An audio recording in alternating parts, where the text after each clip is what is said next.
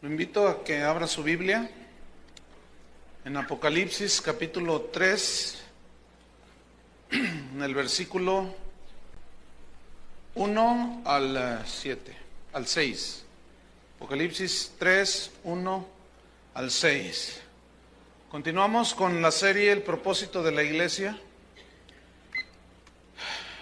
Este tema es el número 14. Se titula La iglesia que parecía viva, pero estaba muerta.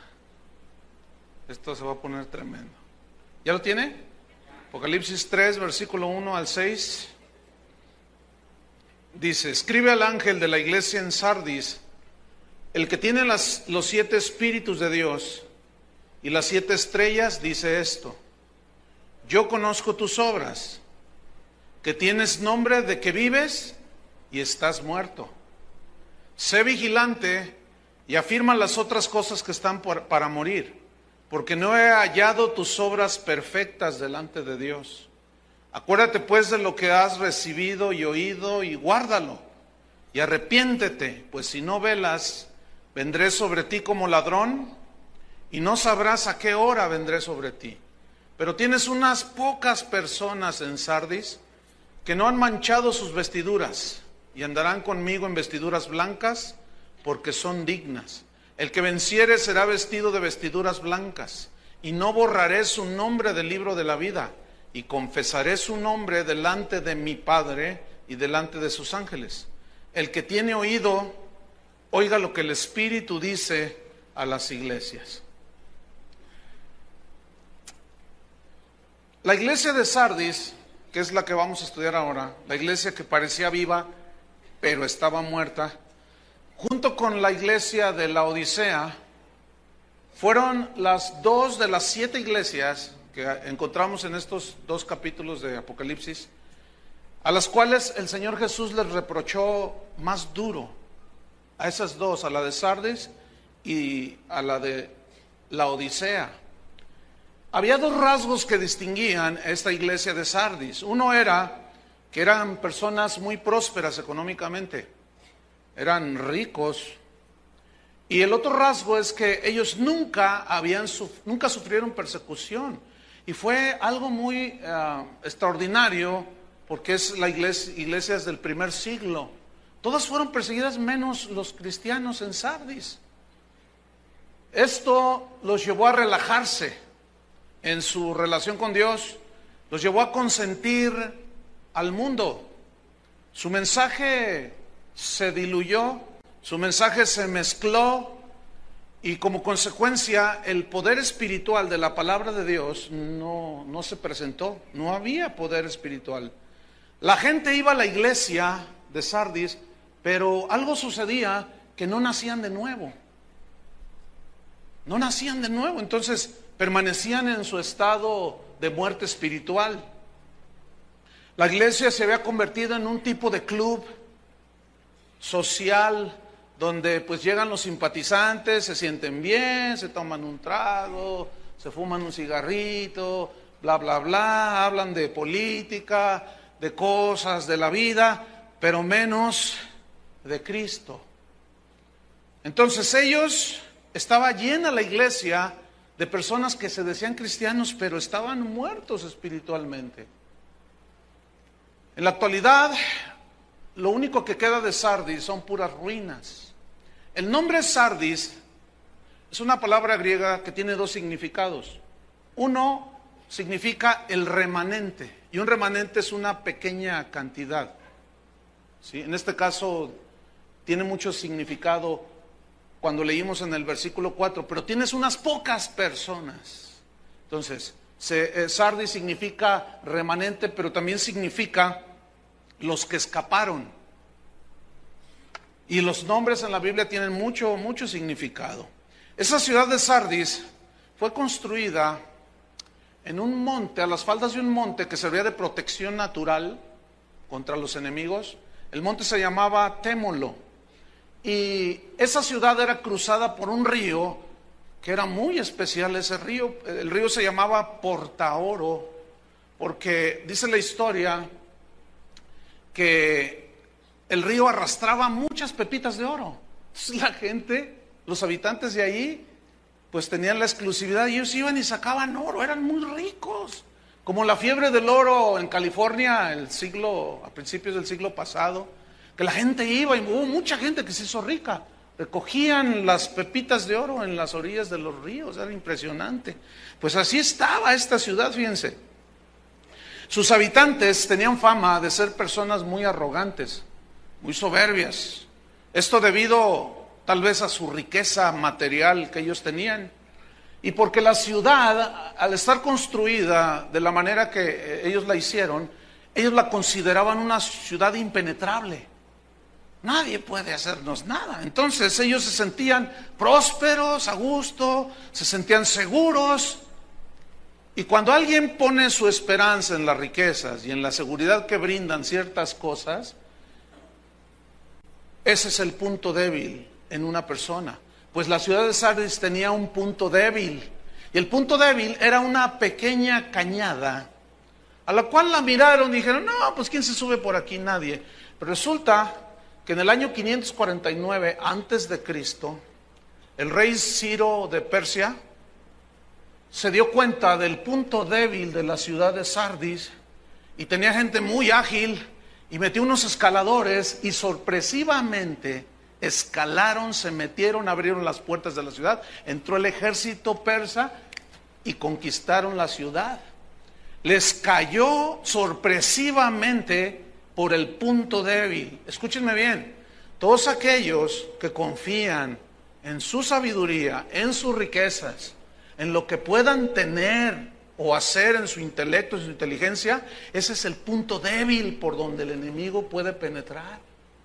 Le sucedió a Sardis.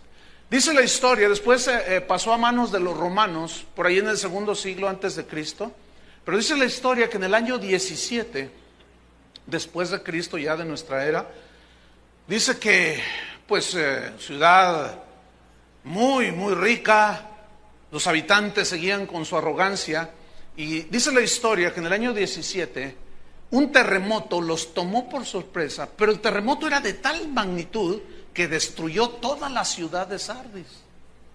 Pero los de Sardis no se preocuparon mucho porque pues tenían mucho dinero. Entonces ellos pues juntaron al comité de desastres naturales, qué sé yo, y dijeron, bueno, ¿cuál es el problema? Nosotros, ¿cuánto vale reconstruir la ciudad? Hicieron un proyecto impresionante y en 10 años reconstruyeron toda una ciudad. Imagínate, impresionante.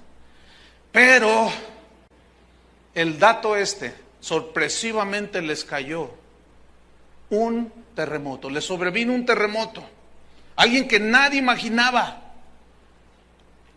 lo cual nos habla cuando Cristo dice aquí, yo vendré como ladrón, o sea, cuando menos se da cuenta la persona, en su seguridad, en su bonanza, el Señor vendrá y se arreglará cuentas. Ellos adoraban a una diosa que era Demeter, se llamaba Demeter, que significa en griego la madre de los dioses, de las diosas, perdón. Y entre otras diosas, lo que menos tenían los habitantes de allí eran misóginos, ellos puras diosas. Otra era la diosa Artemisa, otra era la diosa Cibeles. Y recuerden que todos los cultos idolátricos involucraban inmoralidad sexual. Y como la historia nos confirma una y otra vez, el imperio babilónico, el imperio griego, el imperio romano, todos, la causa de su caída fue por inmoralidad de sus líderes, por las perversiones de tipo sexual que practicaban. Y se empezó a venir en una caída así al vacío la ciudad de Sardis, pero junto y a la par con la ciudad y los habitantes arrogantes, la iglesia de Sardis iba al mismo rumbo. La historia de una iglesia que decía que estaba viva, pero estaba muerta. Vamos al versículo 1 del capítulo 3. Dice, escribe al ángel de la iglesia en Sardis. ¿Quién es el ángel? El pastor de la iglesia. ¿Quién es el pastor? El responsable de lo que suceda en cualquier iglesia que se diga que es cristiana. Todo lo bueno, lo malo y lo regular, lo que suceda, lo que pase, lo que se enseña, el responsable directo es el pastor. y le escribe esta carta al pastor para que él se los lea a los demás también. Versículo 1 dice, el que tiene los 7 espíritus de Dios, dice esto. El 7 en la Biblia es el número completo. Dice la Biblia que el 6 es el número del hombre, porque el hombre fue creado en el 6º día. Y el 7 es mayor que el 6, entonces el 7 simboliza a Dios, de su totalidad. Entonces el 7 al ser mayor que el 6, habla de que Dios está siempre sobre la creación y sobre el hombre. Entonces cuando dice aquí los 7 espíritus de Dios, es una alusión al Espíritu Santo, al Espíritu eterno, al Espíritu todopoderoso, al único Espíritu que es capaz de infundir vida al que está muerto espiritualmente. El Espíritu Santo es el único que imparte la vida, que puede impartir la vida a una persona que está muerta espiritualmente. El Espíritu Santo es el único que imparte la vida de Cristo en los creyentes y los hace crecer y madurar a través de la palabra de Dios. Fue el Espíritu Santo el que puso una semilla en el vientre de una mujer llamada María, y lo que nació de ella fue el santo ser que nosotros adoramos, Cristo encarnado, la luz vino al mundo. Fue el Espíritu Santo el que tomó el mensaje de la predicación de la palabra y nos engendró, nos sopló el aliento de vida a nosotros los que hemos creído. Entonces, el que tiene el Espíritu Santo, Dios Padre, Dios Hijo, Dios Espíritu Santo, todo el poder concentrado. Los 3 son uno, sabemos. Entonces dice, el que tiene todo el poder y que lo ejecuta a través del Espíritu Santo. Y el que tiene las 7 estrellas, estoy en el versículo 1, sígame ahí, ponga sus ojos en la Biblia. Y el que tiene las 7 estrellas dice esto. ¿Por qué dice 7 estrellas? Mire, para nosotros no tiene mucho sentido, pero cuando leemos el contexto histórico y cultural de los habitantes de Sardis, como que nos da más luz al respecto. Resulta que los habitantes de Sardis eran fieles creyentes de que los planetas guiaban sus vidas. Venus, Júpiter, Saturno. Las estrellas eran las que marcaban el destino de los sardinos. No sé si está correcto eso. Sardis, los sardinos, los sardonianos, no sé. Entonces ellos creían que las estrellas los guiaban, les predecían el futuro. Entonces cuando Cristo les dice, el que tiene las 7 estrellas, o sea, el creador de esos planetas y esas estrellas en las cuales ustedes creen falsamente que los guían, que les trazan el destino, pues fíjense que yo las tengo aquí porque yo las hice. Entonces lo que está diciendo Cristo allí es muy simple, es muy sencillo. Está diciendo que Cristo tiene todo el control de todas las cosas como creador. Y que Él es el único que tiene en sus manos el destino de las personas. Por eso dice, el que tiene las 7 estrellas, dice eso. Les repito, para nosotros no tiene mucho sentido, pero cuando ya estudiamos cuáles eran acuérdense que todos los mensajes a las iglesias había unos rasgos que los distinguían, que eran muy particulares en ese momento. Entonces dice, el que tiene las 7 estrellas dice esto: yo conozco tus obras, le dice. Sé lo que haces, te conozco. Sé lo que piensas, sé lo que sientes, sé quién eres. Y luego le dice en el mismo versículo 1, te conozco, dice, que tienes nombre de que vives y estás muerto. Jesús le dice, yo te conozco, le dice al pastor aquí en primera instancia. Tienes nombre de que vives, pero estás muerto. Hay algunos escritos de aquella época que no existen en todas las iglesias, pero hay algunos escritos que indican que el pastor de la iglesia del tiempo en el que se escribió esta carta, o esta profecía del Apocalipsis, el pastor de la iglesia de Sardis se llamaba Zósimo, con Z, Zósimo. Y Zósimo es del griego, que significa el que vive. ¿Se fijan cómo cobra mucho significado? Porque le dice, yo conozco tus obras, le dice al pastor, en primera instancia. Tienes el nombre de que vives, pero estás muerto, le dice. ¿Qué pasó allí? Espiritualmente, el pastor de la iglesia estaba muerto.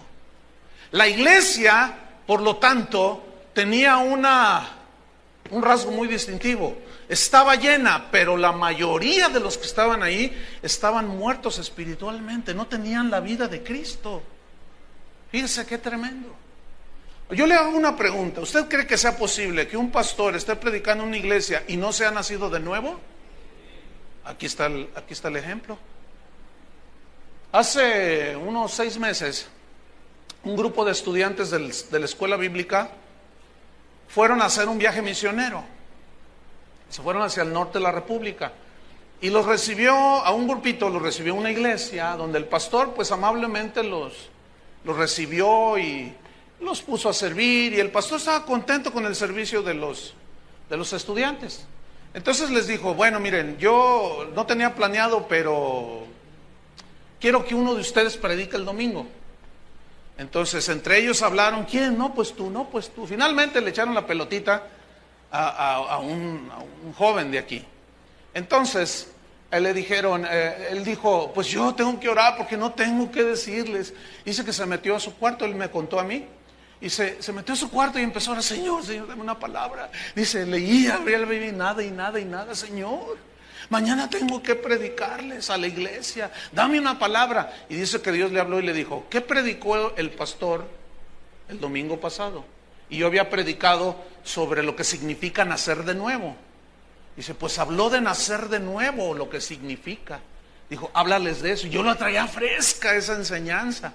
Entonces pues ya más o menos hice unas notas allí para no perderme. Y el domingo prediqué sobre el nuevo nacimiento. Cuando hago el llamado para los que quieren arrepentirse, para ser nuevas criaturas, me dicen los hermanos, ¿quién cree que pasó, pastor? ¿Quién? No lo va a creer. ¿Quién? El pastor. ¿Cómo que el pastor? El pastor fue el primero que pasó llorando, con las manos levantadas y llorando y diciendo, a mí nunca me habían dicho que yo tenía que nacer de nuevo, hazme el favor. A mí nunca me habían dicho que tenía yo que arrepentirme. ¡Wow! ¿Cómo creen que está esa iglesia? ¿Alguien así puede impartir vida? Otro amigo que tengo, que él es un maestro de la Biblia, dice que lo invitaron a una convención para pastores y había un buen número, varios cientos de ellos. Y dice que Dios le dijo, háblales del nuevo nacimiento. Pero Señor, háblales del nuevo nacimiento. Y les habló. Y algunos dicen que lo miraban así como diciendo, pues ¿qué le pasa a este? ¿Cómo nosotros somos pastores? ¿Cómo nos está hablando del nuevo nacimiento? Pero me dice, pero yo, y dice, cuando hice el llamado a los pastores que no habían nacido de nuevo, pasaron más de 40. Imagínense nomás. Qué impresionante está esto. Sósimo. Hay muchos sósimos. Muchos cristianos sósimos que parece que están vivos, pero no están vivos. Están muertos. Hacen mucho ruido, pero no están vivos. Qué impresionante. A mí me impresionó esto. El pastor de la iglesia de Sardis no era nacido de nuevo. Entonces las predicaciones de Sósimo, ¿de qué quería que hablara Sósimo? Si la Biblia dice que las cosas del Espíritu no se entienden con la mente carnal, porque la mente natural no percibe las cosas que son del Espíritu de Dios. Entonces, ¿de qué hablaba Sósimo? Si no tenía vida Sósimo, el pobre Sósimo. Tal vez seguramente eran de ese tipo de conferencias motivacionales donde la gente dice, vamos hacia el éxito. Sí, tú eres un vencedor, campeón. A lo mejor eran de ese tipo de conferencias dentro de una iglesia que nada más emocionan, nada más exacerban las emociones de la gente. Ay, sentí re bonito, pero nunca nacieron de nuevo. Se quedaron nada más en las emociones, pero nunca nacieron de nuevo. A lo mejor les habló de la escalera del éxito en la vida. A lo mejor les hablaba del bienestar, de la prosperidad, y ellos decían, ay, qué bendecidos estamos. hasta los ríos. Esas sí eran pepitas de oro de a de veras. Oh, no, pues nosotros estamos súper bendecidos, pero estaban muertos espiritualmente. Entonces la iglesia, por lo tanto, no tenía vida.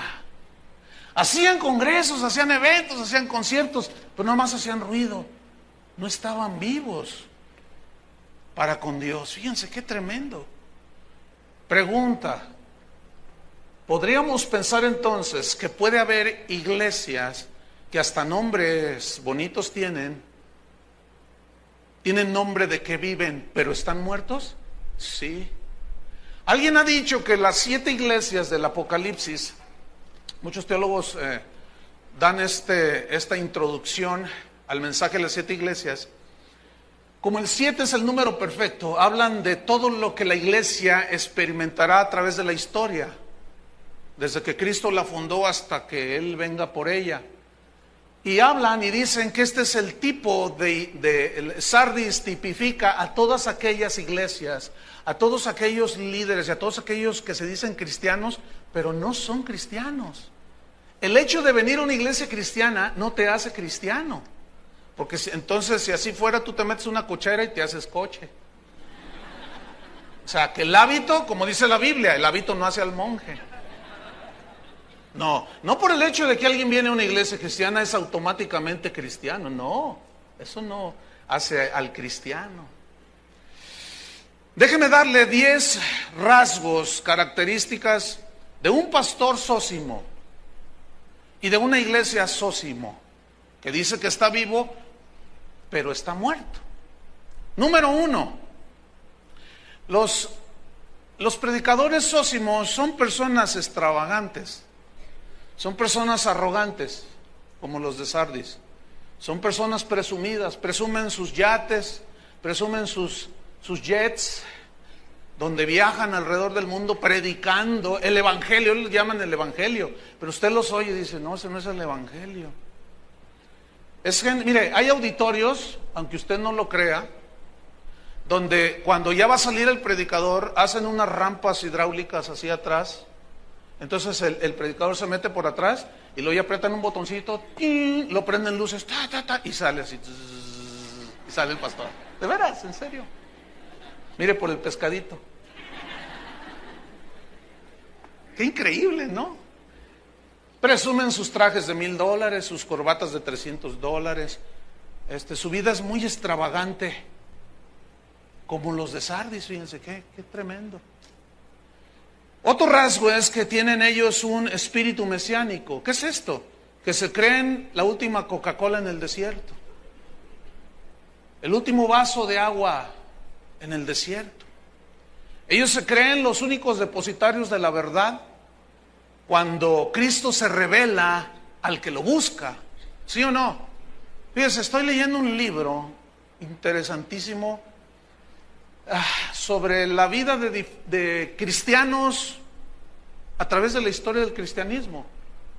Es un libro bien interesante, porque allí habla de gente como de los padres de la iglesia, de Lutero, y son como pequeñas biografías y pequeños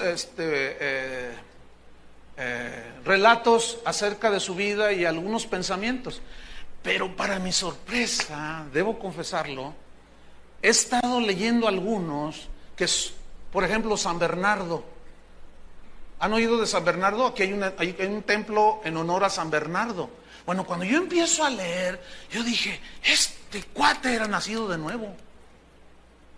Porque lo que decía, lo que hacía, lo que vivía, yo decía: wow. Entonces, para mí es muy claro, yo no tengo ningún problema en creer y estar seguro de que Dios se puede revelar al que le busca donde estén, ¿sí o no? La prueba está aquí en la Biblia. Unos pocos en Sardis que estaban para llorar, pero había unos pocos que habían nacido de nuevo. Entonces cada vez me doy cuenta más y más, pero esta gente no, esta gente piensa que si no estás en mi iglesia te vas al infierno, dicen. Yo soy el apóstol de esta ciudad, dice. El apóstol, no dicen un apóstol. Es muy diferente a decir soy un apóstol, porque uno ya habla de que hay otros más. 1, 2, 3, 4, 5, 6. Y el apóstol, es que no hay otro. Entonces cuando usted diga, con ustedes, el siervo de Dios, aguas con eso. ¿Cómo que el siervo? ¿Que no hay otros? No, él es el siervo, él es el apóstol. Esos son, tienen esos rasgos ahora. Una de sus características más fuertes de ese tipo de sósimos y de iglesias que la Biblia está descubriendo aquí, es que las enseñanzas de esos sósimos y las enseñanzas que hay en esas iglesias carecen de mensajes de verdadero contenido espiritual. No hay Biblia allí, uno que otro versículo maquillado, pero no hay verdadero alimento espiritual, como dijo Pedro. Deseen como niños la leche espiritual no adulterada, la palabra de Dios, para que por ella crezcáis para salvación. Entonces, como Sósimo, ¿qué podía predicar Sósimo si no conocía al Señor? Tenía que predicar puras cosas motivacionales y puras cosas de ese tipo. Les voy a dar un curso de superación personal. Curso de superación personal. En la iglesia. Entonces, mensajes carentes de un verdadero contenido espiritual. Mensajes que son sin ton ni son. Predican un chorizo. Chorizo viene del griego, es en serio. Chorizo significa en partes.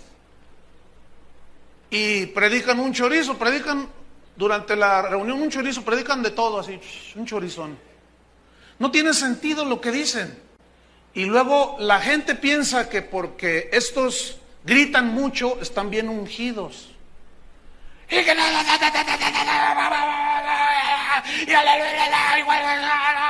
cuando se detiene, entonces todos dicen, y confunden la gritería con la unción. Pero cuando alguien grita así como una metralleta, no te dan tiempo de pensar.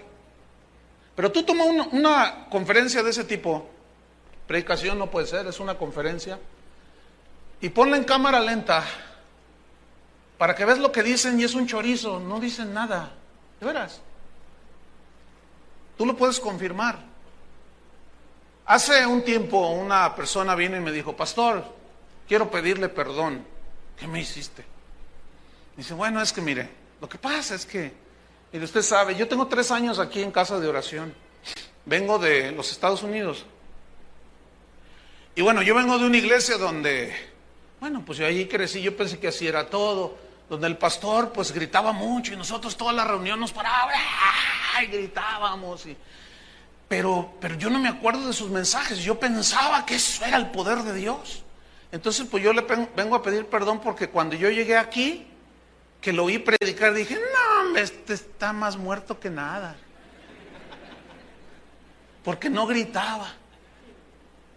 O sea que para algunos gritar es sinónimo de unción. Imagínate en la escuela el maestro de matemáticas gritando y hablándote como metralleta. Si de por sí no sabes cuánto es 2 por 2. Imagínate cuánto fue y tú te quedas así. No, la palabra de Dios tiene que enseñarse con paciencia, que la gente tenga las pausas para digerir. No nada más en sintonía, amén, sí, amén, amén, amén. Y una vez estuve predicando en una congregación de ese tipo que siempre están gritando para todo. Dice uno, el Señor nos ama, amén, aleluya. Yo dije, ay, ¿cómo le hago para que se callen? ¿Cómo le hago para que se callen? Porque yo no puedo predicar si la gente está hable y hable y hable y hable. No puedo. Porque se distrae la gente y yo me distraigo. Entonces dije, ya sé lo que voy a hacer. Y hoy hice una trampita por allí, fíjese. Dije, a ver, ¿cuántos de ustedes se quieren ir al infierno? Y todos, amén, gloria a Dios. Ya ven, les digo. ¿Se quieren ir al infierno? Ay, no. Fíjate nomás. ¿Te acuerdas, Chuy, de eso? Y les digo, no, hermanos, ustedes a todos le dicen amén. El diablo salva, amén, gloria a Dios, aleluya. Ni siquiera lo meditan. Porque están acostumbrados a ese tipo de línea. Pero cuando analizas lo que dicen, no tiene contenido espiritual que alimenta. Otro rasgo es de que hay un espíritu de exaltación, autoexaltación. Siempre, ese tipo de personas siempre hablan de sus viajes, siempre hablan de sus logros, siempre están hablando de ellos mismos. Otro rasgo es que hay un sobreénfasis en lo milagroso. Como lo milagroso atrae, ellos dicen, no, vamos a hacer una noche de milagros, vamos a hacer una noche de gloria milagrosa, vamos a hacer. Entonces la gente tiene necesidad. Tú dile a la gente que vamos a hacer una campaña de sanidad, traiga a todos los enfermos, se le llena allí. Ahora bien, fíjese, nosotros creemos en los milagros, pero la Biblia dice en el último capítulo de Lucas, del Evangelio de Lucas, que las señales seguían a la predicación de la palabra. Entonces, escuche y aprenda. Cuando usted vea en la televisión, o vaya a algún lugar, o vea alguna campaña, y no se predica el Evangelio, se dice un montón de testimonios y de cosas, pero no es el Evangelio, y luego hay un montón de milagros, usted tiene que poner un signo de interrogación, porque hay de milagros a milagros, A eso se refirió Jesús cuando dijo, muchos me dirán en aquel día, Señor, Señor, en tu nombre echamos fuera demonios, profetizamos en tu nombre pusimos manos sobre los enfermos y se sanaron. Y yo les responderé, dijo Cristo, ¿quiénes son ustedes? No los conozco, no sé quiénes son. Malditos, dice, el fuego eterno preparado para el diablo y sus ángeles. Entonces, el hecho de presenciar milagros no garantiza que son de Dios. Si usted lee en segunda de Tesalonicenses, en el capítulo 2, del 1 al 13, ahí dice que Dios les enviará un poder engañoso. El inicuo se manifestará, el hombre de pecado. La mayoría de los teólogos concuerdan de que es la manifestación del anticristo. Y dice que se manifestará con señales y milagros portentosos, para que la gente que rechazó la verdad del Evangelio crea la mentira, así dice. O sea, lo que la gente quiere son milagros ya, cosas milagrosas ya, que me venga y ya. Entonces, el que está muerto espiritualmente dice, bueno, pues hay cosas sobrenaturales, y enfatizan lo milagroso, enfatizan las señales antes que al que produce las señales. Nosotros creemos en las manifestaciones sobrenaturales de Dios. ¿Ustedes creen? Podemos dar muchos testimonios, pero estos son rasgos distintivos de ellos. Hay un espíritu de control en estos zósimos. Al no tener autoridad espiritual dada por Dios, ellos la imponen y controlan las vidas de las personas. ¿Se acuerdan de Balaam, que significa dueño del pueblo? Ese se creía el dueño del pueblo, y así estos zósimos se creen dueños de la gente, se creen dueños de la iglesia, y esos son rasgos distintivos de ellos. Por lo tanto, hay un espíritu de control, y esto los lleva a manipular a las personas. Les manipulan sobre todo en el pedir y en el sacar dinero, dizque para la obra, dicen ellos, pero en realidad no es para la obra, se enriquecen ellos mismos. Otro rasgo es que son incapaces de escuchar un consejo o una reprensión. Como estas enseñanzas salen por internet, hay algunos que las escuchan y dicen, no, y se enojan, no les gusta. Pero el que es hijo de Dios, Jesús dijo, mis ovejas, ¿qué? Oyen mi voz. Y aquí dice, el que tiene oídos oye lo que el Espíritu dice a las iglesias. O sea, no es mi mensaje, es el mensaje de las Escrituras, es el mensaje de Jesús preocupado por la iglesia. Pero algunos escuchan eso y dicen, no, ese Chuy nos ha dicho de todo, anoréxicos. Nos ha dicho, bueno, ya se voló la barra, ahora ya con esta, nos dijo muertos. Bueno, ahora sí que como dice el dicho, al que le quede el saco, porque si a usted no le queda, pues usted está gozándose en la palabra de Dios, ¿no es cierto?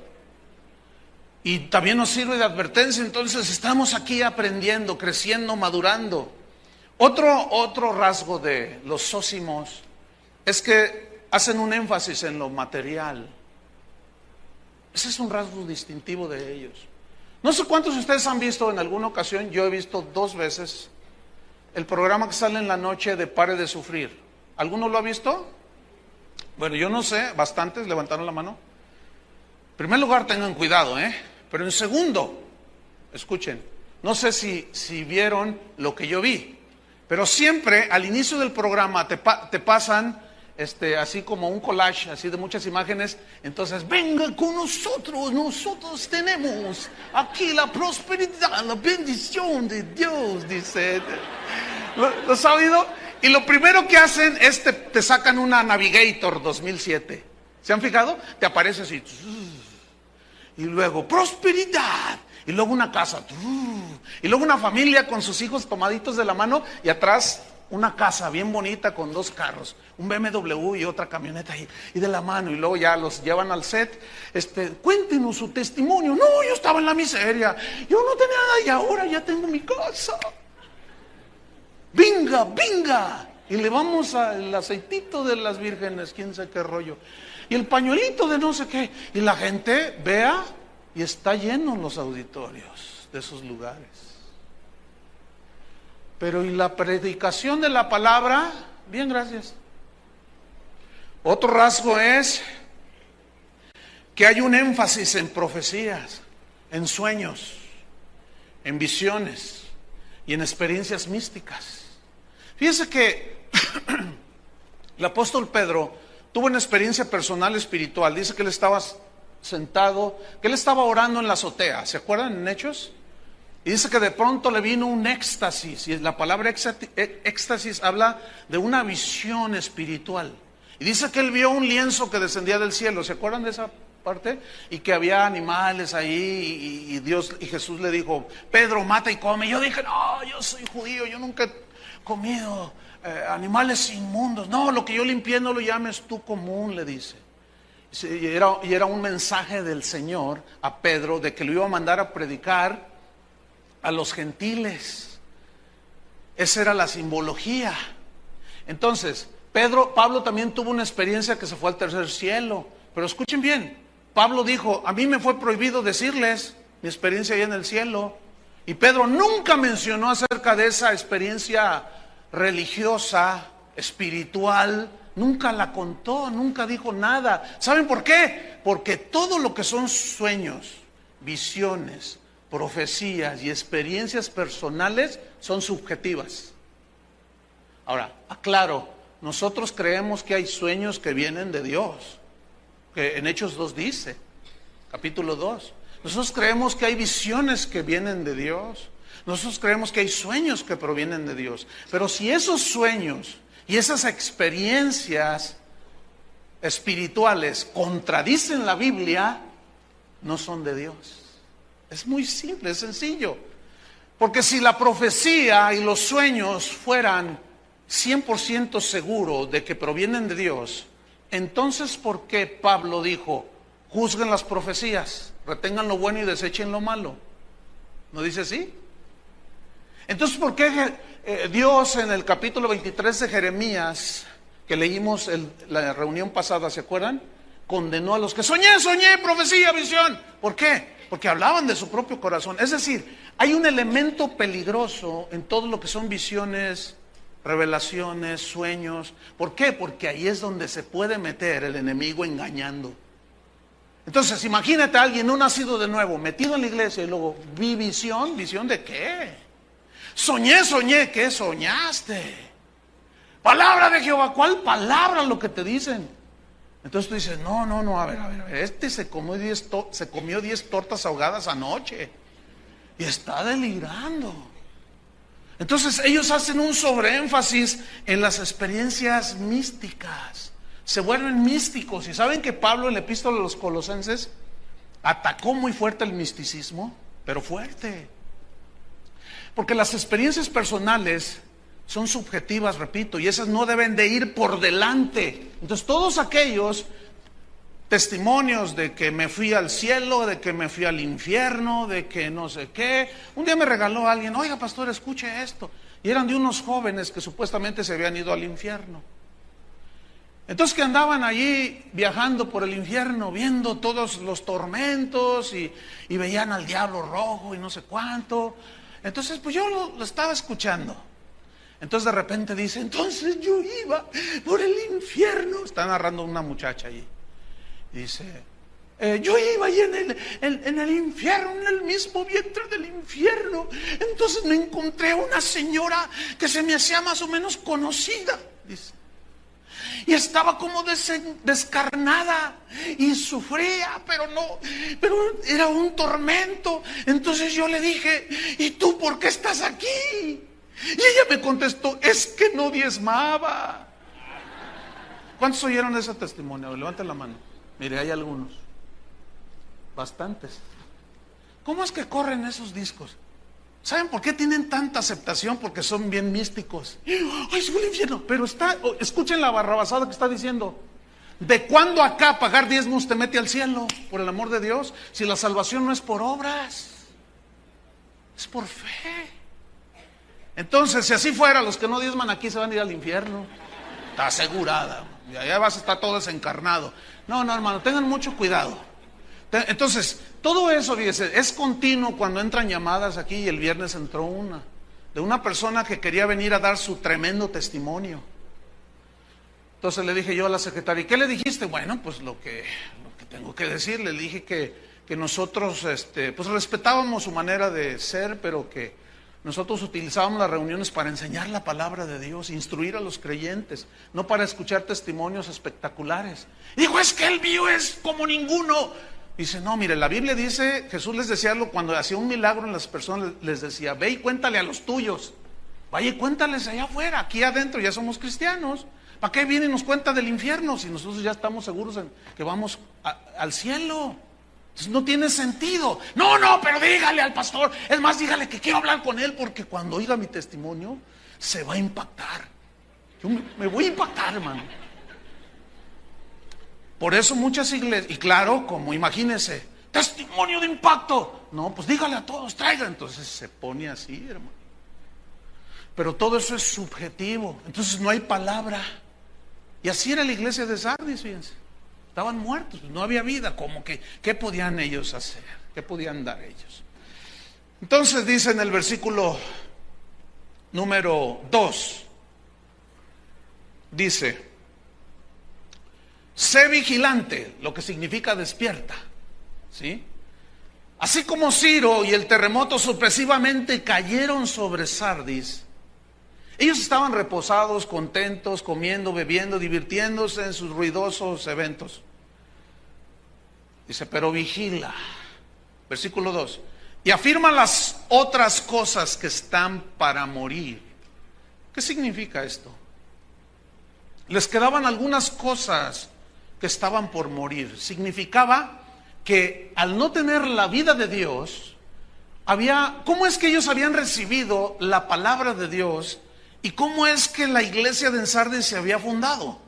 Si ni siquiera el pastor era salvo. Es que era gente que estaba convencida de que Cristo era el Mesías, pero nunca se arrepintieron.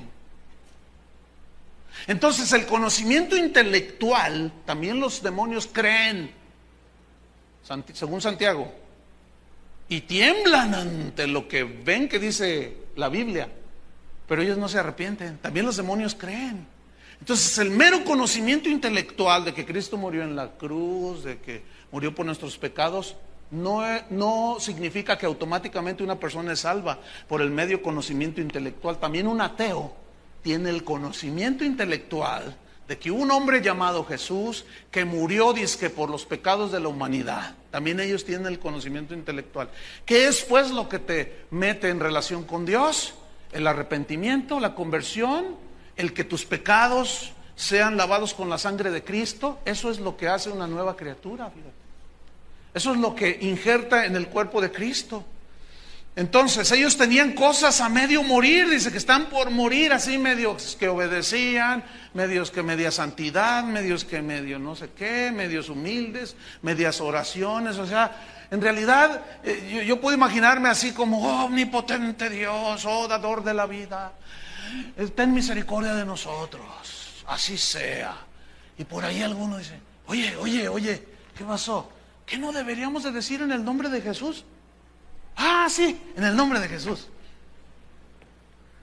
O sea, que ya no incluían a Jesús. Cristo dijo, nadie va al Padre si no es por mí. ¿No dijo Cristo así? ¿Han oído orar a los krishnas? ¿Han oído orar y hablar a un budista cuando se dirige a sus dioses? Hablan bien bonito. Pero llegarán al Padre porque el único camino es Cristo. ¿No es cierto? Bueno, no todos lo creen eso. Yo sí lo creo. ¿Cuántos lo creen conmigo? El único camino, Él lo dijo, yo soy el camino, la verdad y la vida. Nadie va al Padre si no es por mí. Entonces no son las oraciones bonitas al dador de la vida, al Dios omnipotente, bueno, hay muchos dioses. ¿A cuál Dios le estarán hablando?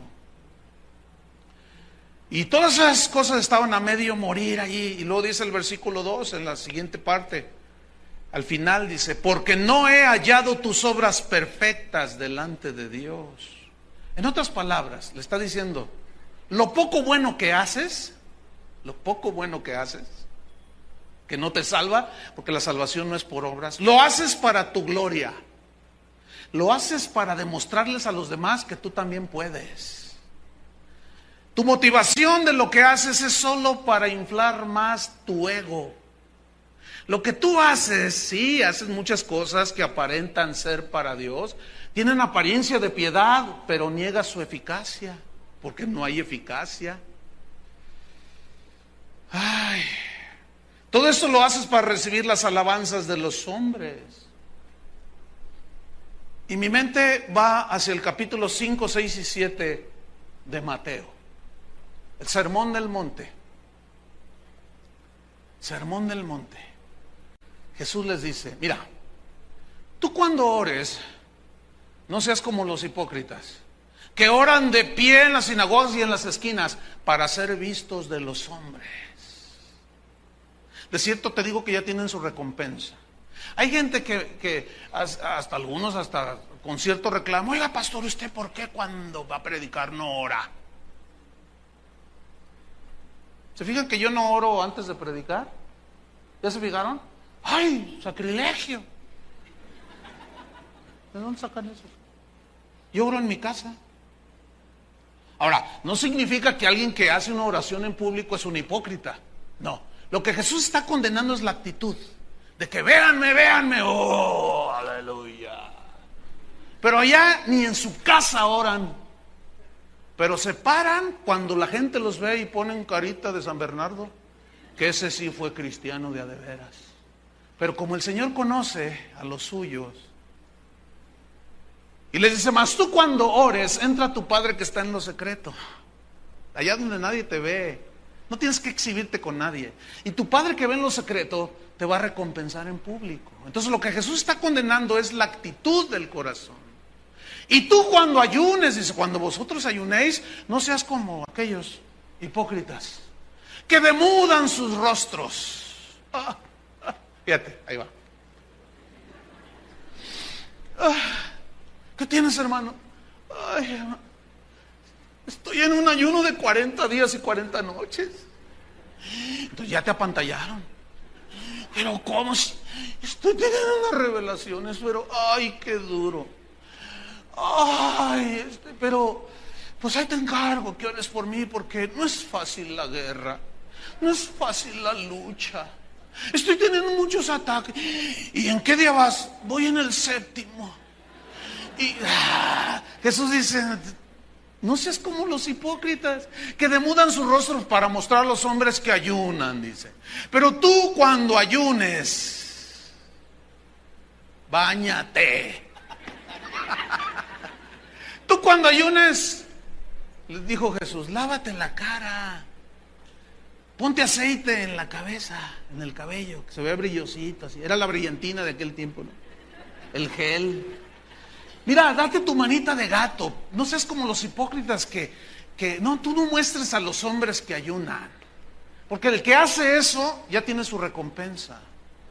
No, más tú cuando ayunes, mira, lávate el rostro y todo, y ponte contento. Porque tu Padre que ve en lo secreto te va a recompensar en público. Mira, cuando hagas un bien a alguien, no toques trompeta delante de todos. No hables de tu generosidad. No digas es que yo. No, mira, cuando tú des una ofrenda, una limosna, que no sepa tu mano derecha lo que hace tu izquierda y viceversa. Hablando de que tiene que ser en secreto. No, hombre, ya sería el colmo de que sacaran el chequezote de 3 metros, ¿verdad? Como le hacen en Televisa, ¿no? Donación para los niños con cáncer, sí, aquí está, 15 millones y todo. Sí, es que somos re buenos, sí. Esa es su recompensa. Hermanos, la diferencia es enorme de un nacido de nuevo con un no nacido de nuevo. Es muy amplia la diferencia, ¿no es cierto? Y ahí me puedo tener, ya hablé yo bastante en la serie El verdadero evangelio sobre cómo seamos diferentes. ¿Se acuerdan de eso? Pero nada más esto viene como una ilustración de lo que yo les estoy diciendo. No he hallado tus obras perfectas delante de Dios. Está muerto, ¿qué va a producir? Alguien que está muerto no puede producir vida. Versículo 3. Acuérdate pues de lo que has recibido y oído. Acuérdate, dice. ¿Pero qué significa esto? De lo que ellos habían recibido y oído. Ahora, yo pregunto, ¿qué habían recibido y qué habían oído? El verdadero evangelio.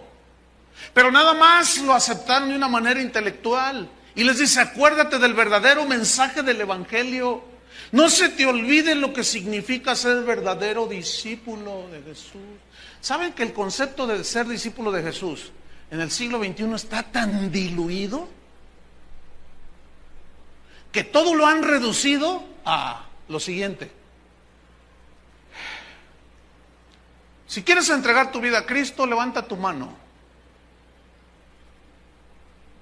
Oh, los ángeles están teniendo un fiestón ahorita. Porque la Biblia dice que hay una fiesta cuando un pecador se arrepiente. ¿Cómo sabes que se está arrepintiendo que levantó la mano? Porque si no hubo predicación, si hubo, el Señor quiere darte un buen negocio, el Señor quiere darte todas las... No, pues todos quieren recibir a Cristo. El hecho de levantar el dedo, como los diputados en el Congreso, cuando se aprueban ellos mismos el gasto discrecional y se gastan todas, pues todos levantan la mano, ¿no? Pues sí les conviene.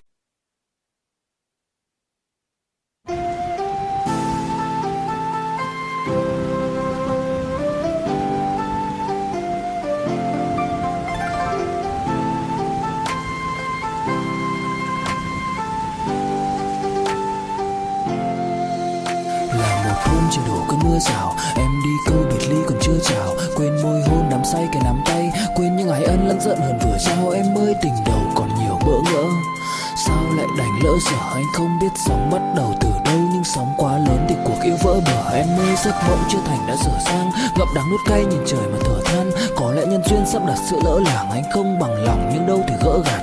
Vài kỷ niệm nhật ký vẫn ghi chép, vài đoạn phim còn lưu lại chi tiết. Đớn đau nào não nề như khi biết đoạn kết thê lương trên dòng sông ly biệt. Em ơi chờ đợi cả thanh xuân như cánh hoa 10 giờ, vẫn y nguyên cảnh vật nhưng chúng ta bây giờ đây thành người thừa. ¿Te imaginas? Escúchame bien. Yo no recuerdo haber oído algo así. El que quiera ser de Cristo, que se niegue a sí mismo, que someta toda su voluntad. Ya no vas a hacer lo que te da tu gana. Levanta la mano el que quiere. ¿Quién va a querer? Pero resulta que eso es ser verdadero discípulo. Jesús lo dijo, ¿no es cierto? Todo el que no tome su cruz cada día, venga en pos de mí, se niega a sí mismo, no puede ser mi discípulo. No, hombre, el concepto de discípulo está tan diluido, ahorita es bien light. Hasta el diablo levanta la mano. No, hermanos, es muchísimo más que eso. Por eso Jesús le dijo, acuérdate de lo que has oído, de lo que has recibido. ¿Dónde está el mensaje de la cruz en tus mensajes? ¿Dónde está la cruz? ¿Dónde está el mensaje de la cruz? ¿Dónde está el Cristo crucificado? ¿Dónde está tu mensaje de arrepentimiento? ¿Dónde está tu mensaje de separación del mundo? ¿Dónde está? ¿Dónde está, Sósimo? Ah, bueno, pues es... No tenía mensaje Zósimo. Acuérdate pues de lo que has recibido y oído y guárdalo, lo dice en el versículo 3. Y guárdalo y arrepiéntete, le dice. Y este verbo guardar, guárdalo, le dice Jesús, viene del griego tereo, con T, tereo. Y tereo significa perder de vista. O sea, en otras palabras, Jesús le está diciendo, lo que has oído, lo que has recibido y has oído, dice, no lo pierdas de vista. ¿Qué fue lo que habían oído y recibido? El evangelio, hermanos. La palabra de Dios. No pierdas de vista mi evangelio. No pierdas de vista mi palabra. No pierdas de vista mi fe. ¿Están entendiendo, verdad? Los veo bien pensativos, pero así hacen así como, no, sí. Es que así es, hermano. Guárdalo, no lo pierdas de vista. Por eso la Biblia dice, puestos los ojos en Jesús, en el autor y en el consumador de la fe. ¿Puestos los ojos en quién? En Jesús, como Moisés, que se sostuvo como viendo lo invisible. Qué tremenda experiencia de Moisés. Pablo lo puso de esta manera, capítulo 3 de Colosenses. Si habéis resucitado con Cristo, poned la mira en las cosas de arriba, donde está Cristo sentado a la diestra del Padre. Si habéis resucitado. Es decir, aquí está otra vez la gran diferencia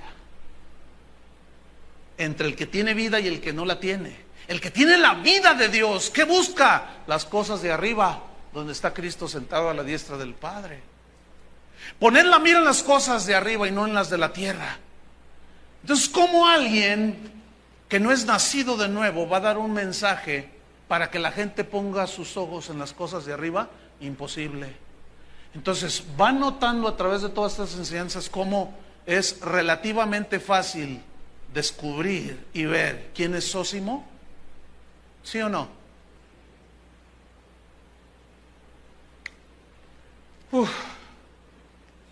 Todos aquellos mensajes que te arraiguen aquí a la tierra son terrenales.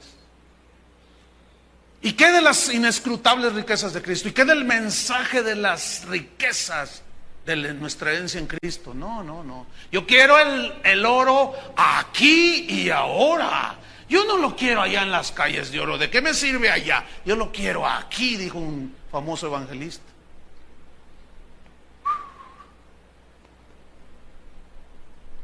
Qué tremendo. Guárdalo, dice, no lo pierdas de vista y arrepiéntete, cambia tu actitud, cambia tu mente, vuelve a mí, yo soy el único que te puedo dar vida. Él es el único.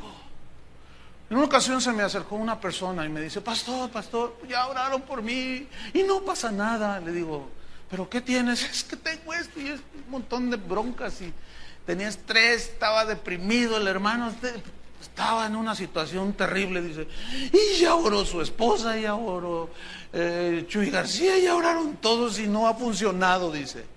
Y vengo porque usted es el pastor. Le dije, ¿y conmigo sí va a funcionar? Yo tengo fe que sí, dice. Piense nomás. Yo le dije, mira, yo voy a orar por ti y vas a ver que no va a funcionar tampoco. ¿Por qué no? Usted tiene poder. Sí, pero tú no haces nada. ¿Sabes una cosa? No vengas a buscar al hombre. Nosotros no tenemos en nosotros mismos nada más un mensaje que te puede dar vida, pero nosotros mismos vida no hay para impartírtela. No sé si me explico. El único que la puede dar es Jesús a través del Espíritu Santo. Yo le dije, ¿ya hiciste lo que te aconsejó mi esposa? Le dije a este hermano. Y me dice, no, pues es que ¿qué? Entonces yo le dije, mira, no voy a orar por ti, ve y métete a tu cuarto allá en lo secreto. ¿Cuánto tienes de cristiano? 10 años. Y en 10 años, bueno, dice, le dije, ¿escuchaste el mensaje? Dice, sí. Dice, ay, por cierto, pues describió totalmente mi vida, dice. Ah, entonces no has hecho nada. O sea, yo no puedo creer por ti. Qué bueno sería eso, ¿no? Que yo pueda arrepentirme por algunos. Ya me hubiera súper arrepentido por algunos. Que nomás no se arrepienten y siguen igual. Y creen que porque vienen aquí ya son cristianos. Tienes nombre de que vives, pero estás muerto. Ay. Ahora sí que como dijo aquel, ¿verdad? Uf y recontra uf. Yo diría, ay y recontra ay. No sé si como que, wow. Esto confronta. ¿A poco no nos confronta? Por eso a muchos no les gusta. Pero vamos sobre el final, versículo 3 al final. Pues si no velas, vendré a ti como ladrón. ¿Cómo llegó Ciro? ¿Cómo llegó el terremoto? ¿No avisó? Velar aquí significa levantarse de la muerte. En otras palabras, si tú no atiendes al llamado de arrepentimiento, no puedes tener vida eterna. Puedes tener convencimiento intelectual, pero no vida eterna. Si no lo haces, vendré a ti sorpresivamente como ladrón. Versículo 3 al final. Y no sabrás a qué hora vendré sobre ti, como el ladrón que llega sin previo aviso. ¿Cuándo han visto a un ladrón sin previo aviso que llega? Buồn dẫu không cách nào mang nắng về đêm đông, cũng không hái được sao trên trời kia đem xuống. Nhưng sau này có thể đưa em giữ hộ tiền lương, sau này có thể làm việc nhà nếu em lười. Nhân gian thường nói không tồn tại thiên đường, chắc do họ chưa từng nhìn thấy lúc em cười. Ấm áp tỏa sáng tựa vầng thái dương, kéo anh chuyển động tinh tiến ở xung quanh. Hoài ngày hạnh phúc nhất mà anh âm thầm mãi ước, ngày ta đứng trước linh mục và cùng sánh vai lại. Thêm lần nữa tuyên bố nhẹ, em về khuyên bố mẹ kén rể đi anh đến tuyển ngay. Dù ít tin tưởng vào duyên số, nhưng nếu em cho số đảm bảo mình nên duyên đấy. Từ khi gặp em Google hết tác dụng, bởi em là tất cả những gì anh cần tìm, giống một kho báu để ngăn người khác đụng tới. Đối đầu thế giới anh cũng sẵn sàng cân tím, ghét phải lặng im coi em như cô bạn. Nỗi nhớ đong đầy bao giờ mới khô cạn, khoảnh khắc bên nhau thời gian như ngừng trôi, vì em sở hữu sự hấp dẫn vô hạn. Yêu đơn phương cảm giác khó đọc tên, mọi thứ mù mịt giống như đứng trước bão. Mãi hy vọng chờ đợi ngóng trông đến ngày nụ hôn đó sẽ một lần được trao. Hương thơm ngọt ngào vương trên mái tóc em, gây nghiện cực mạnh anh ngày đêm ước ao. Quỳnh là loài hoa đẹp nhất trong bóng đêm, cuộc đời này u tối đang cần em bước vào. Đưa cho anh cái bản đồ vì anh sắp lạc bên trong đôi mắt kia. Hãy đưa cho anh cuốn từ điển vì cảm xúc này anh không thể cắt nghĩa. Chuẩn bị đưa anh. Y toca y dice, ya viene a robarla doña Chole. ¿Quién? A ver. Y luego te tocan ahí en la noche en la ventana de tu casa. Y luego sales tú, ¿qué pasó? Oiga, este es su auto, sí, me lo voy a robar, ¿eh? ¿Cómo vendrá Cristo? Como viene un ladrón en la noche, sin avisar, arreglar cuentas. Versículo 4. Pero tiene, ay, este versículo me gusta. Es como un bálsamo, así como corroborando lo que yo les decía hace un rato. Ay, estoy convencido de que Cristo se revela al que lo busca. Y el que a mí viene, dijo él, no lo echo fuera. Y me gusta este versículo, porque dice, pero, aquí el pero es diferente, fíjate. Pero tienes unas pocas personas en Sardis. ¿Qué significa Sardis? Remanente, una pequeña cantidad. ¿Qué más significa? Los que escaparon, unos pocos. Pero tienes unas pocas personas en Sardis. Pocas personas, hermano. Pocas personas. ¿Cuántos cristianos cree usted que hay aquí en la ciudad? Miren, voy a exagerar. Si hay 50,000, somos muchos. ¿Cuántos habitantes hay en esa ciudad? ¿5 millones? ¿4 millones? ¿5? ¿6? ¿Que no son muy poquitos? Yo le aseguro, hermano, que no hay un habitante de esta ciudad que no haya oído que Cristo murió por sus pecados. De una o de otra manera, pero lo han oído, lo han escuchado. ¿Pero por qué son poquitos? Porque no todos quieren arrepentirse de la vida que llevan. No les importa a Dios, ellos quieren su bienestar, quieren estar como los de Sardis. ¿Por qué somos pocos, hermano? Es más, Jesús lo profetizó. Dijo, porque ancha es la puerta. ¿Se acuerdan? Y espacioso el camino que lleva a la perdición. Y muchos son los que caminan por ese camino. Pero la puerta angosta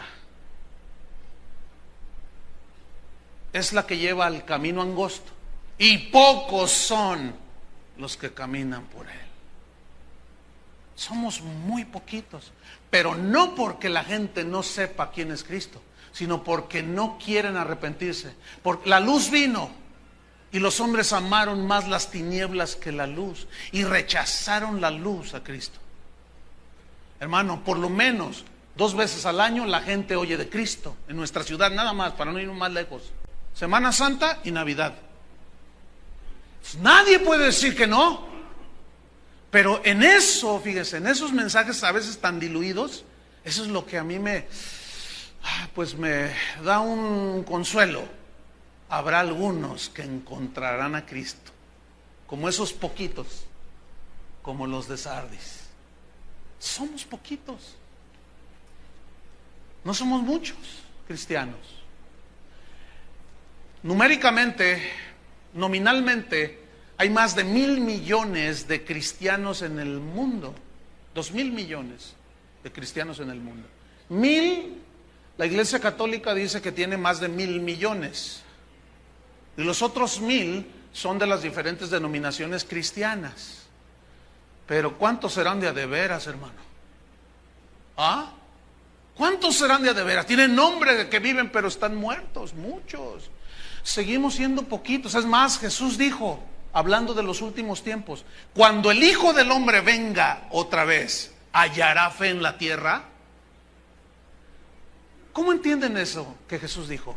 Cuando yo regrese otra vez, ¿hallaré fe en la tierra? ¿Qué va a hallar Jesús? Porque como en los días de Noé, así será la venida del Hijo del Hombre. Que vivían comiendo, bebiéndose, casándose y dándose en casamiento, que ya hace un tiempo explicamos esto. Habla de todos los excesos posibles, como en los días de Noé. Y no entendieron hasta que el diluvio se los llevó a todos. ¿Cuántos se salvaron en el arca? Poquitos. Dios no tiene la culpa, hermanos. Él no quiere que ninguno perezca, sino que todos se arrepientan. Pero no puede forzar a nadie. Él no te va a forzar. Recibes el mensaje, pero eso es un asunto tuyo, ya. Finaliza pues, estos pocos, dice, estos pocos no han manchado sus vestiduras. O sea, habían sido nacidos de nuevo, habían lavado sus pecados en la sangre del Cordero y no se habían manchado. Dice, y estos andarán conmigo en vestiduras blancas, porque son dignos, dice. Es decir, aquí digno significa fueron lavados por la sangre de Cristo. Son verdaderos hijos de Dios. En el versículo 5 termina diciendo, el que venciere, aquí significa el que nace de nuevo. Porque la siguiente frase del versículo te lo confirma. El que venciere será vestido de vestiduras blancas. Nadie puede vestirse de vestiduras blancas si el Señor no limpia su vida con su sangre. ¿Estamos de acuerdo? Dice, y no borraré su nombre del libro de la vida. No borraré su nombre del libro de la vida. Otra vez, esta es una frase que para nosotros no tiene mucho significado. Pero cuando los de Sardis escucharon esto, resulta que en la ciudad de Sardis tenía un registro de cada uno de los habitantes. Todos los que nacían anotaban su nombre allí. Todos los que llegaban de otras ciudades iban a un tipo registro civil y anotaban su nombre en un libro allí. Cuando algún habitante de Sardis moría, lo borraban del libro. Ya no está aquí.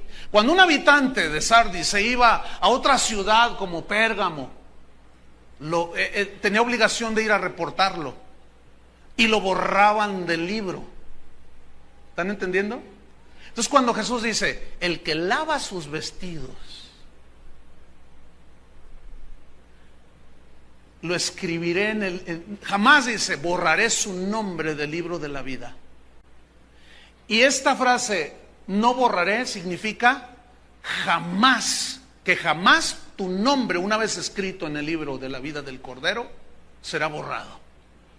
Jamás. Seguridad en Cristo, seguridad de nuestra salvación. Algunas personas a veces vienen y me dicen, pastor, Say anh thường hãy nhắc về em, mong khỏa lấp những u tối, khoảnh khắc về đêm nghe lại bài ca ngày xưa cũ. Ta hát về nhau nhớ những giấc mơ ta từng ước, to tát về sau. Và đó là khi mà anh dần lụy là không làm chủ chính mình, thấy không gian trở nên tồi tệ, mọi thứ bao phủ chính mình. Em đâu còn như điều anh mơ, anh cũng tự nhủ chính mình. Nhưng mà thôi em, nào ai giỏi mà đủ tính tình, chẳng thể vươn tới được cảnh cao dù anh có nhã ý trèo. Trong cơn say mọi thứ cuồng quay, anh trở thành gã chí phèo. Yêu chân thành là không thay lòng dù em có như thị nở. Ý anh là em như cô Tấm, nhìn em như thị nở. Đêm vắng nàng ngón tay xám vàng vì đốt cả bao thuốc lá. Căn phòng chung ký xưa nồng ấm, bây giờ sao bút giá. Một thói xấu mà anh đã quen khi em không ở bên lâu. Anh thường ngồi trong một góc tối nhậu suốt cả đêm thâu. Em mang con tim anh đi đâu, khiến anh mù quáng vẫn cố sáng mỗi khi đau. Em mang con tim anh đi đâu, điều gì choáng váng để xứng đáng ướt mi nhau. Em mang con tim anh đi đâu, khiến anh mù. Tengo 3 meses viniendo aquí, quiero ser miembro de esta congregación. Ah, bienvenido. ¿De dónde vienes? Pues vengo de tal ciudad o X. ¿Y qué tengo que hacer para ser miembro de esta congregación? No, pues nada más venir. No tengo que firmar ningún libro ni nada. Yo sé a lo que se refieren. Porque hay iglesias donde tienen un registro de todos sus miembros.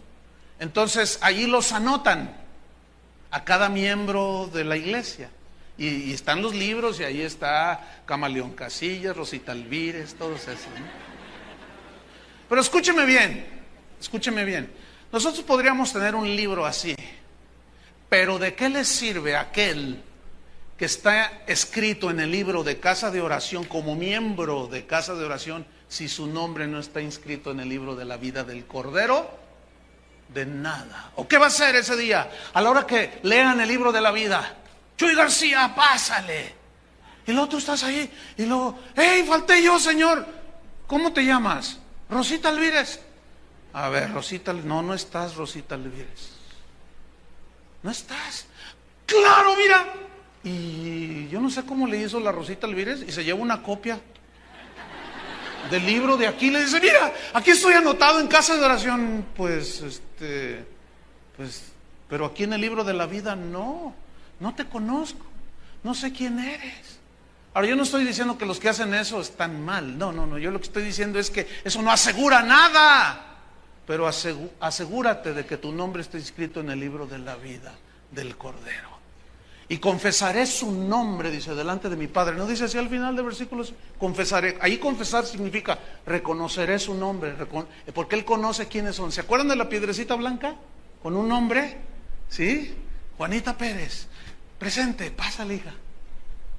Todos con su piedrecita y su nombre allí, que Él conoce el Señor a los que son suyos. Lo confesaré, porque el que me niegue delante de los hombres, yo lo negaré delante de mi Padre. El que me confiese y me reconozca delante de los hombres, yo también lo confesaré y lo reconoceré delante de mi Padre. ¿Se acuerdan? Termina diciendo el versículo 6, el que tiene oído, oiga lo que el Espíritu dice a las iglesias. ¿Qué les está diciendo?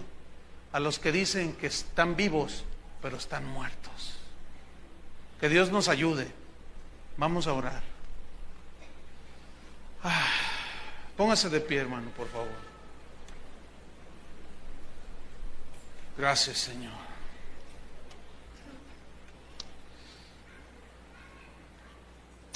Padre, tú nos conoces lo que hay en nuestro corazón, conoces nuestras obras, conoces todo de nosotros.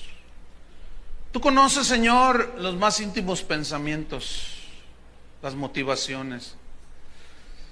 Y tal vez algunos tienen nombre que viven, pero no están vivos, están muertos. Y tú has hablado en esta mañana, Señor. Lo que cada uno tiene que hacer es examinarse si está en la fe. ¿Qué significa esto? Examinarse si es verdadero discípulo de Jesús. Si eres de esos pocos de Sardis, en medio de toda la secularización de la iglesia, hay algunos pocos que están recibiendo la salvación de Cristo. Pero nuestro compromiso, el entendimiento creemos que Dios nos ha dado en cuanto al mensaje del Evangelio, no hay que detenerlo, hermanos. Háblele a la gente, háblele de Cristo, háblele de las grandes virtudes de aquel que nos trasladó de las tinieblas a la luz de Jesús. Nosotros somos real sacerdocio, nación santa, pueblo adquirido, comprado por Dios. ¿Pero para qué? ¿Para anunciar nuestras virtudes o las de Él? Las de Él. Para anunciar las virtudes del que nos llamó de las tinieblas a su luz. Nuestro mensaje debe ser siempre Cristo, siempre debe ser la palabra de Dios. Esa es la única manera, hermano, en que la gente puede recibir a Cristo y arrepentirse verdaderamente. Pero hago un llamado a aquellos que tienen un conocimiento intelectual, pero no son nacidos de Dios. No voy a hacer un llamado así que pone la mano en alto, no. Lo que les voy a pedir es que lleguen a su casa, como dijo Jesús, y oren al Padre que está en lo secreto. Y allí en lo secreto, descubre todo tu corazón. Él ya lo conoce, pero Él necesita que tú lo reconozcas. Y dile: Señor, no puedo sin ti. No puedo sin ti. Ya basta de fingimientos. No puedo más. Soy de lo peor. Soy un pecador, Señor. Lávame con tu sangre preciosa. Confiésale tus pecados. Arrepiéntate, que te duela haber ofendido a Dios. Entonces es más seguro que así tú seas una nueva criatura. Padre, te damos gracias. Oramos, Señor, por aquellos que están en liderazgo, que no son nacidos de nuevo. Por aquellos que van a las iglesias y no han nacido de nuevo. Porque los mensajes, las conferencias que ellos escuchan no son palabra de Dios. Son otras cosas, imposibles de darles vida. Oramos, Señor, para que se despierten de entre los muertos y que los alumbre Cristo. Tú dijiste, Señor, que las puertas del infierno, de la muerte, no prevalecerían contra la iglesia. Y la prueba es de que aún en Sardis unos pocos tenían vestiduras blancas. Y eso habla de la infinita misericordia y bondad hacia aquellos que humildemente reconocen que Cristo es el Señor. Padre, guárdanos, ten misericordia de nosotros. Sigue enseñándonos. Queremos ser verdaderos discípulos de Cristo, sometidos a tu voluntad. Que nada nos aparte de tus caminos, Señor. Como hoy en la alabanza cantamos tanto acerca de la palabra, nos regocijamos en tus mandamientos, porque somos tus hijos, Señor. Y nuestro afecto está en la casa de Dios, en tu presencia, en la palabra de Dios. En el nombre de Jesús, gracias, Señor.